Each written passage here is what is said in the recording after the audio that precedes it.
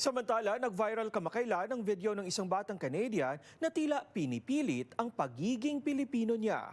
Ang kwento, hatid ni Teresa Redula. What do you mean? What am I? What do you mean? Like, what am You're I? Canadian. Give me a hug. Come here. It's okay. Viral sa social media ang video na ito. Nakuha ng isang ina na si Ellen Agostino mula Hamilton, Ontario, kung saan maririnig ang pakikipag-usap sa kanyang 7-year-old daughter na si Era. So what did you tell your friends? I'm Filipino because I thought I was.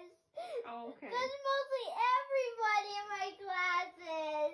Okay. So I thought I was too.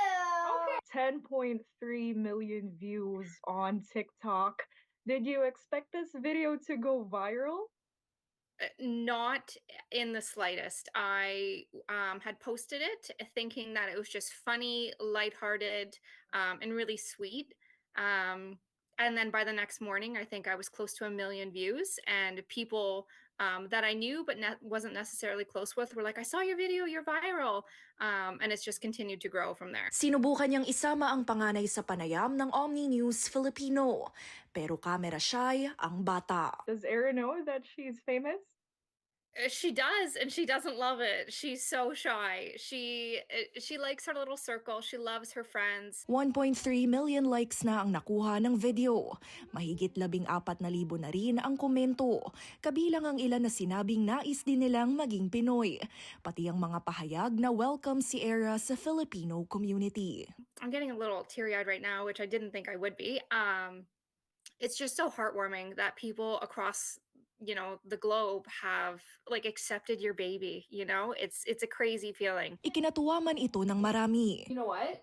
Maybe because they're all Filipino, they can teach you about their culture. Nauunawaan pa rin ng ina kung bakit naging sensitibong usapan ito para sa 7 taong gulang na anak. All of those feelings are valid and they're normal, and experiencing change, especially when you don't really know how to navigate your emotions, is completely normal. But we were born here, she was born here, she's Canadian, and everybody's different, but we can celebrate those differences, and maybe because they are your friends, they can include you in that. Happy birthday, dear Era.